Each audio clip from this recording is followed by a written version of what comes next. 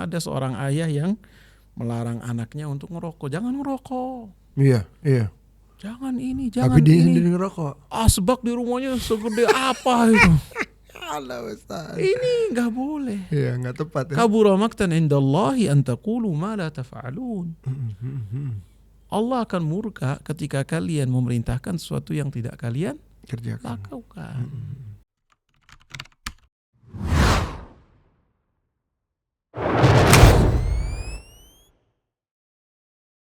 Alhamdulillahirrabbilalamin. Wassalatu wassalamu ala rasulillah. Bagi teman-teman yang memiliki waktu luang, alangkah baiknya waktu luang tersebut digunakan untuk hal yang bermanfaat. Langka loh Ustaz, barang langka itu. Iya. Barang langka adalah seorang akhwat yang dia tidak punya media sosial. Termasuk barang langka.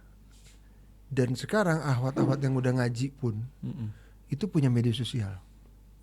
Dan dia banyak ya, tapi nggak semua. Banyak juga yang benar-benar dia hanya majang gambar-gambar yang bunga apa segala macam. Ada yang pakai cadar, tapi dia berpose di media sosial itu. Dia berpose seperti seorang yang tidak pakai cadar, tapi dia pakai cadar jadi tertutup kan gitu. Itu tetap fitnah lah. Itu fitnah. Dan Ikhwan dia nggak paham kalau memang dia ingin mencari suami. Ikhwan yang udah ngaji yang udah nggak mau Ustaz. Kayak zaman kita waktu nyari istri dulu, kita ketemu ngelihat yang begitu kita nggak mau. Betapa banyak ana ditawarkan dulu dan ana menolak cuma gara-gara ana lihat di media sosialnya itu akhwat majang foto. Walaupun bercadar gitu. Walaupun bercadar. Tapi berpose yang di sama bunga, sama apa, sama segala macam gitu, terus yang ini gitu. Tapi dia memajang fotonya dia di media sosial. Itu buat orang-orang yang buat insya Allah ya bukan anak aja ya, banyak Ustaz. Itu hal yang penting. Laki-laki nggak demen kalau punya istri atau apa namanya calon gitu yang ada seperti itu. Terus begitu ketemu yang wah ini nggak punya media sosial, misalnya punya tapi misalnya dia dagang ya dia pasang dagangannya, dia pasang ininya gitu, tidak ada wajah dia di situ. Kalaupun dia pakai cadar, tidak ada foto dia di situ biarpun dia pakai cadar. Itu laki-laki demen Ustaz. Ikhwan demen itu yang begitu.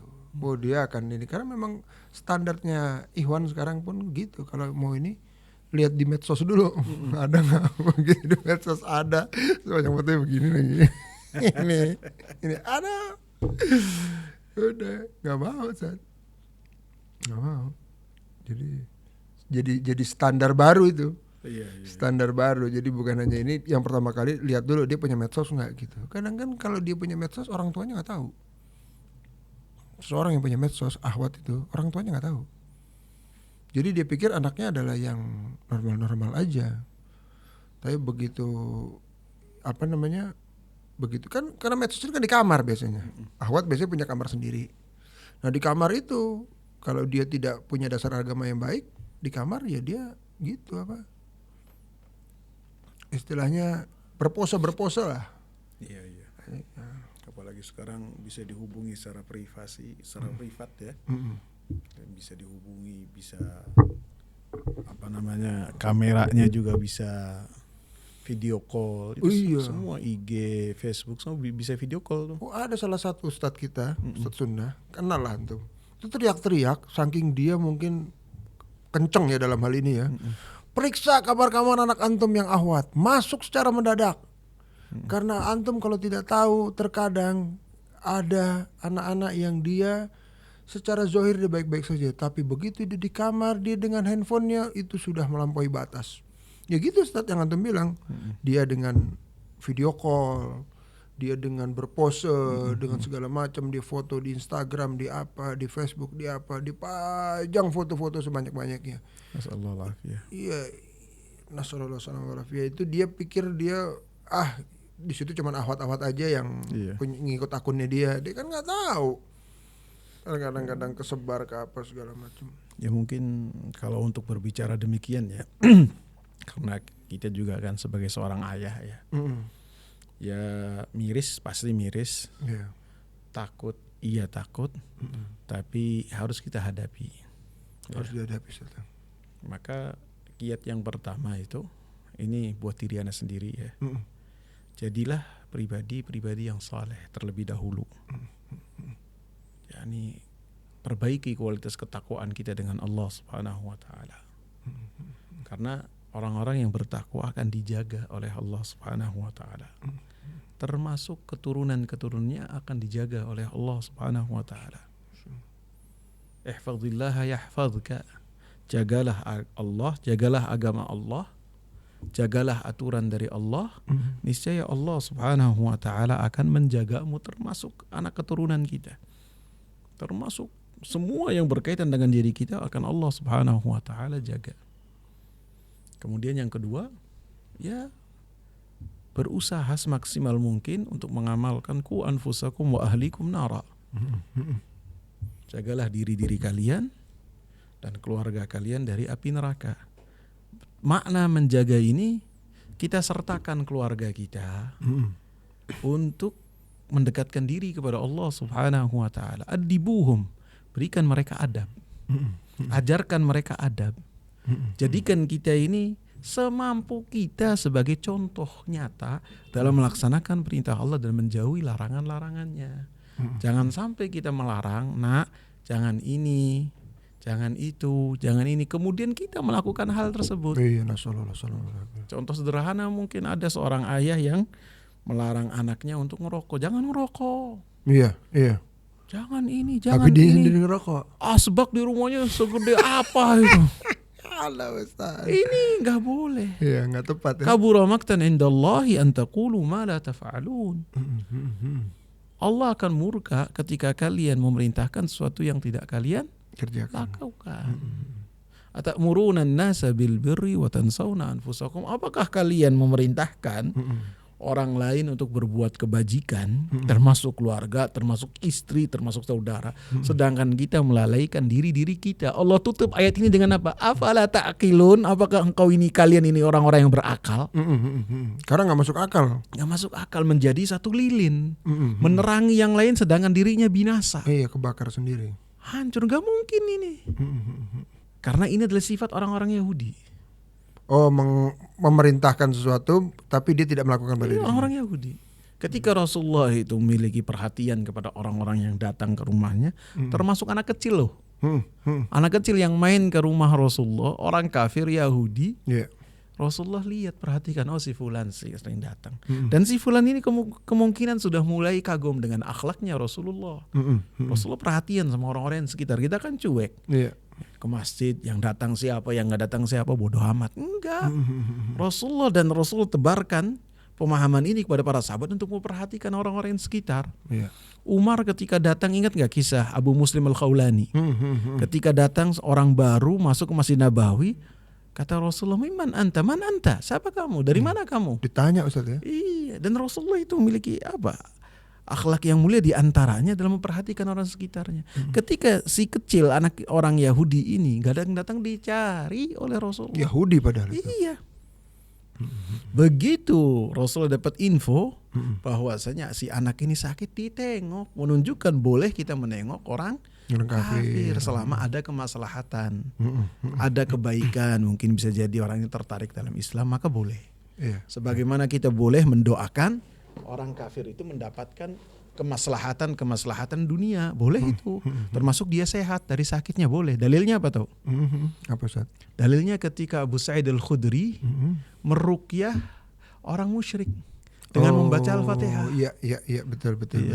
Ruqyah itu artinya seorang berdoa kepada Allah supaya orang ini sehat. Dan yang didoakan itu apa? Orang kafir, boleh. Iya. Yang sempat ditolak kalau nggak salah ya. Ya, ketika berkunjung kemudian ditolak. Terus malah pemimpinnya sakit, diobatin, malah sembuh. Iya. Subhanallah. Terus ketika Rasulullah datang, kemudian Rasulullah menjenguk, kemudian Rasulullah tawarkan kepada dia Islam. Apa kata si ayah? Karena si anak ini begitu ditawarkan Islam, melihat bapaknya takut dong. Iya, takut nggak boleh. Kata bapaknya, "Ati Abul Qasim, kamu taati Abul Qasim ini." Masuk Islam. Iya. Bapaknya padahal belum tuh. Enggak, itu sifat orang Yahudi. Nah, jadi kita sebagai seorang ayah, kita berusaha untuk menjadi contoh semampu kita. Ustadz, kita nggak belajar, kita bukan ustadz. Kita semampu kita. Sekuat tenaga ya. Fattakullah mastata'tum. Iya, sesuai Bertakwalah kemampuan. kepada Allah semampu kalian. La yukallifullahu nafsan illa wus'aha. Iya, betul. Allah Subhanahu wa taala tidak membebani satu jiwa kecuali dengan Kemampuannya. kemampuannya. Jadi kita semampu kita. Kemudian yang berikutnya berdoa kepada Allah Subhanahu wa taala itu Ustaz. supaya anak-anak kita ini dilindungi oleh Allah Subhanahu wa taala. Penting tuh Ustaz ya. Berdoa. Berdoa. Sekarang antum bayangkan dulu kita takut sama televisi saja. Sekarang semua memegang. Iya. Bahkan bapak dan ibunya bisa rusak dengan apa yang dia pegang. Jangankan anak. Iya. Berdoa. Aduh, HP itu istrinya Ustaz, isinya HP itu. Aduh. Semua. Jangankan Masalah- misalnya masalah. orang yang belum ngaji, jangankan anak yang masih labil ya. Ya orang tua yang sudah labil, orang tua yang sudah anggaplah udah matang terkadang terbawa arus. Iya. Banyak kok contoh, banyak kasus. Pernikahan jadi berantakan. Oh, banyak Ustaz. Iya. Banyak Ustaz. Gara-gara HP itu. Tuh iya. HP-nya sih nggak masalah, medsosnya itu. Iya, Jadi dia menggunakan HP secara berlebihan, terus membuat suami cemburu, nggak dapat perhatian, apa segala macam. Oh, ribut. Doa. Doa ya Ustaz ya. Doa. Tangan kita, hati kita itu ada di tangan Allah Subhanahu wa taala. Iya. Keselamatan anak-anak kita pun di tangan Allah Subhanahu wa taala. Allahumma ya muqallibal qulub tsabbit qalbi ala dini, gitu Ustaz ya. Mampu kita berdoa dengan doa-doa yang tercantum dalam Al-Qur'an. Rabbana hablana min azwajina wa dhurriyyatina qurrata a'yun. Berdoa dengan waj'alna lil muttaqina imama. Bahkan ada seorang qadhi, kalau nggak salah namanya Fudail, itu dia berdoa supaya anaknya menjadi pribadi yang soleh dengan membawakan ayat ini, berdoa dengan doa ini, dan akhirnya anaknya pun menjadi orang alim. Iya. Kalau tidak salah. Jadi kita berdoa, mampu kita berdoa dengan doa-doa yang dicontohkan oleh Rasulullah, itu lebih baik yang tercantum dalam Al-Quran dan yang tercantum dalam hadis-hadis Nabi. Tapi kalau keduanya tidak hafal, bukan berarti kita tidak berdoa. Iya. Pakai bahasa Indonesia juga. Nggak apa-apa, kita berkeluh kesah kepada Allah. Angkat tangan, apalagi sekarang musim hujan. Wah. Hujan turun itu waktu diterimanya doa. Masya Allah. Doa Doa kepada Allah, makbul ya. itu Ustaz ya.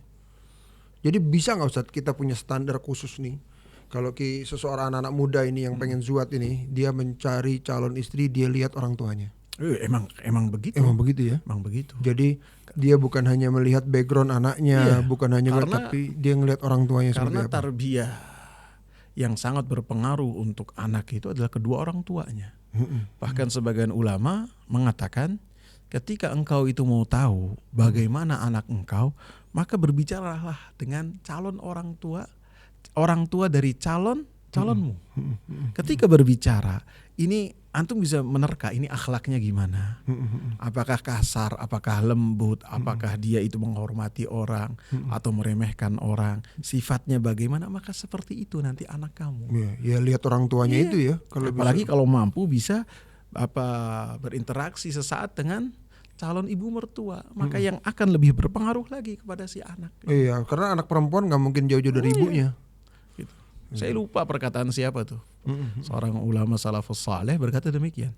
Kalau mau tahu nanti bagaimana anak-anakmu, maka berbicaralah dengan calon mertuamu. Maka perangainya pasti tidak jauh dari itu. Gitu. Ada yang lucu lagi Ustadz, intermezzo sedikit. Dulu abang anak kalau nyari istri ditawarin Ustadz, dia begitu ngelihat ahwatnya gitu, kan ditunjukin itu masih cari suami gini-gini. Ibunya mana? Bukan ngelihat sifatnya, ngelihat tuanya. Yang ini nggak mau. Iya emang. Kenapa nggak mau? Iya. Nggak, ntar tuanya kayak gitu. Jadi dia ngeliat ibunya, kalau ibunya tuanya gitu, Allah Ustaz. Ibunya tuanya kurang menarik gitu Ustaz. Itu berarti nanti calonnya dia udah tua ya kurang menarik seperti itu. Jadi begitu dia ngelihat ada ahwat terus yang cakep untuk jadi istri kan, dia diperlihatkan gitu. Terus dia lihat ibunya. Mm-mm. Begitu ibunya tua tapi masih ada ayunya, masih ada cakepnya. Wah, ntar istri saya kalau udah tua kayak begini nih. Mau Ustaz. Mau, akhirnya mau. Jadi ngeliat kecantikannya bukan hanya anaknya tapi dilihat ibunya. Karena nanti tuanya ibu mirip sama ibunya pasti gitu loh. Kan ada yang mudanya dia sesuai selera dia, begitu udah tua Beda. nggak sesuai selera. Kalau ini dia pengen menjaga gitu sampai tua tuh biar tetap jadi selera dia gitu. Ya harus ini anggaran untuk perawatan harus tinggi. Nah itu Ustaz, kadang mau yang cakep, mau tetap istri tetap cakep, tapi tidak ada anggaran khusus buat itu. Harus itu. Apa namanya bahasanya? Apa namanya? Skincare. Ya. Skincare-nya kan mahal. Skincare-nya ini Ustaz. Iya, jadi pengen cakep terus tapi skincare-nya nggak dimodalin. Dia. Ntar kalau diminta ke suami skincare-nya nggak dikasih. Ntar ya dulu ya. Iya. Jadi kita harus kalau mau istri cakep harus modalin skincare juga. Harus modalin karena kan kembali kepada kita juga. Iya betul. Dan dandannya perempuan itu dandannya akhwat itu Ustaz, itu sebaik-baiknya untuk suami di dalam rumah, betul nggak Ustaz? Betul ya. Masya Allah. Bahkan sahabat-sahabat itu seperti Abdullah bin Abbas ini la tazayyan. Saya itu kalau di rumah itu berhias. Ini seorang Abdullah bin Abbas, seorang ulama besar. Berhias untuk si istri. Sebagaimana dia senang ketika si istri berhias untuk suaminya. Jangan begitu keluar berhias, begitu masuk rumah pakai daster yang sudah mulai sobek kanan kiri. Iya. Karena suaminya juga begitu, sobek sini, sobek sana, sobek sini. Jadi kalau bisa pakai wangi-wangian. Iya betul. Gitu. Benar. Yang disukai gitu. Iya betul. Jadi memang harus di rumah tuh malah lebih diperhatikan ya. Betul. Iya betul, Masya Allah. Ya jadi juga ahwat-ahwat yang suka selfie. Ya sebaiknya kalau sudah ngaji, sudah paham, dihindari Ustaz ya. Betul. Karena terkadang udah mulai ada loh Ustaz, HP-nya dijual. Masih terus ada sisa. Udah dihapus, udah di ini, tapi ada orang-orang tertentu yang dia bisa ngebalikin itu. Jadi kalau dia selfie-nya nggak pakai jilbab atau apalagi yang lebih dari itu, nasallallahu alaihi wasallam ya. Itu begitu itu HP dijual, itu HP diterima sama orang yang tidak bertanggung jawab, dia bisa pakai aplikasi, dia bisa kembalikan foto-foto atau video-video yang sudah dihapus. Aplikasi ya. Bahaya sekali Ustaz. Nah itu yang akhirnya terus disebarluaskan di media sosial sampai ada yang nangis-nangis Ustaz. Ada yang nangis. Iya, jadi karena dia merasa itu buat pribadi dia sudah hapus, ternyata sama orang itu bisa dikembalikan lagi. Dan dia mau ngejar kemana orangnya dia nggak tahu. Tapi ada aja ternyata di media sosial foto dia terpajang lah ini segala macam. Tapi dia ingat dia udah hapus itu. Jadi langkah baiknya Ustaz mungkin nggak foto sama sekali, nggak selfie sama sekali deh udah. Ataupun kalau enggak ya jangan jual HP sama sekali. Iya, dihancurin deh HP-nya selesai pakai. Kadang HP mahal. Hancurin sayangnya. Kan ini buat tambahan beli yang HP selanjutnya. Allah Ustaz. Berarti iblis itu satu. Satu iblis. Dia singgasananya sekarang di laut. Nah, bala tentaranya ia sebar untuk itu dari kalangan jin. Iya. Dan yang panjang umur sampai kiamat cuma satu itu. Iblis itu. Dan dia tegaskan pasti akan saya sesatkan mereka seluruhnya, anak cucu manusia. Janji anak cucu Adam. Janjinya iblis ya. Di hadapan Allah. Apa kata iblis? Illa ibadaka minhumul mukhlasin.